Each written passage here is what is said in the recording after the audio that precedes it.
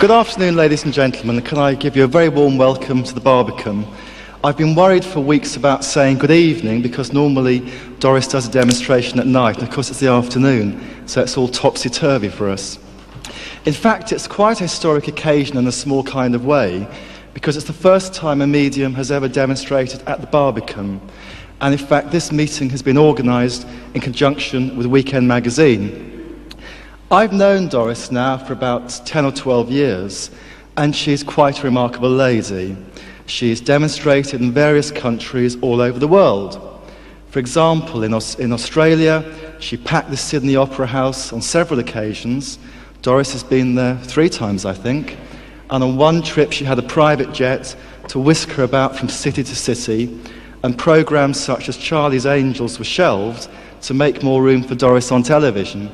Then she's been to America and Australia, all over the place. I often speak to Doris on the phone, most days in fact, and I always marvel at how she copes with her lifestyle, because she's always busy, always doing something. Somewhere along the line, and I don't know how she's found the time, Doris has written 5 books, and the combined total sales so far are a staggering 1.5 million copies. Now that, for a lady who'd never written until about 4 or 5 years ago, is quite astonishing. And in fact, the moment Doris writes a book, it leaps into the bestsellers. It'll stay in the charts for weeks and weeks and weeks. And I believe Doris has just finished a manuscript for her latest book, which will be out in the autumn. I often tell audiences that Grantham in Lincolnshire has produced 2 very famous, very well-known ladies in quite different areas. One is, you know, as Doris. In fact, they both live in South London, but the other one works at a certain number 10 and is called Margaret, and we don't have her here this afternoon, which will please some people anyway. Last year, I chaired a meeting for Doris down in Brighton at the beautiful Dome Pavilion, which is part of the palace down there. And it was an evening demonstration, and when we got there, there were thousands of starlings, and I mean thousands. The sky was black with them, and I walked to the stage door, and all of a sudden there was a rather ominous noise. And how can I put this? Let me just say that one of the starlings gave me a very warm welcome all over my glasses and all over my jacket. But I hope this afternoon you're going to give Doris a warm welcome, but in a very different and in a much nicer way. So will you please once again greet Doris Stokes, the lady with voices in her ear.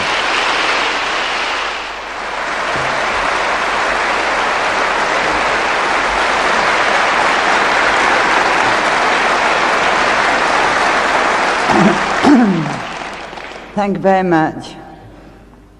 How many of you this afternoon are new?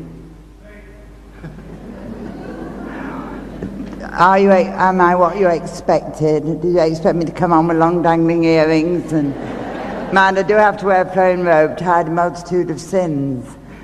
And those of you that are sitting close enough to me can see my legs shaking. I don't want you to start nudging your next door neighbour and say, "She's going, look. She's going into trance." You should be so lucky. I had 2 strokes last year, and unfortunately it's left me with a shaky leg. And if I get myself a bit uptight, which I postponed an operation to come here today, so I've been in quite a bit of pain this week.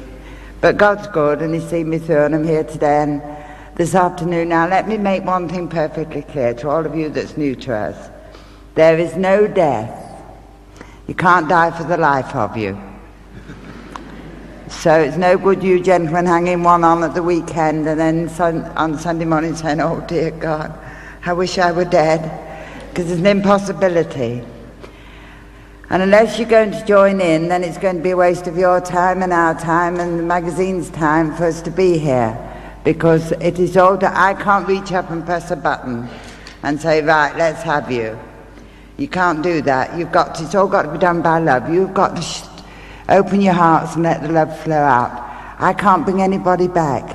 When I was in Australia, you know, I was doing a TV show with a presenter, a chat show like we are here with Tony, and suddenly the man leaned forward. Everybody started to titter in the audience, and I thought, am I showing my underslip or something?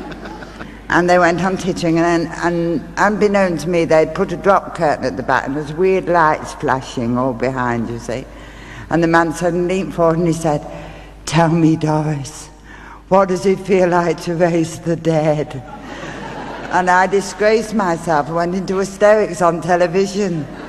I fell about, and when I could get my breath back, I said, "Raise the dead, love. I couldn't raise the skin off a rice pudding." And that's true. I can't bring anybody back. Only you can do that, and only if they want to come. You've got to send out the love, and you haven't got to be afraid to talk back to me. This is important.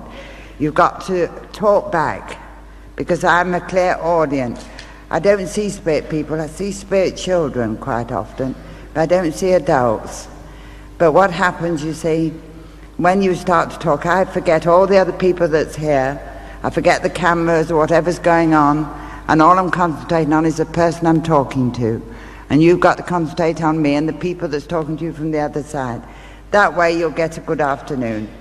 And I make mistakes. You'll hear me say possibly I might be talking to someone and going very well and everything's coming right, and then suddenly they'll start sharing and say, "No, Doris."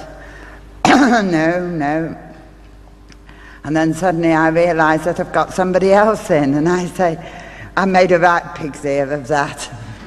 Can you stop and start me again on a new vibration?" So sometimes it's a little bit difficult. But how many of you think mediums are queer people? Go on, be honest. How many of you wrote to the magazine? And hoping that to come and get a sitting, right? Well, what did you expect to see or to get? Somebody that speaks. Thank you, dear, because that's what it's all about. If I can't do it, I'll be the first to say it's not working, boys and girls. We'll have to try again.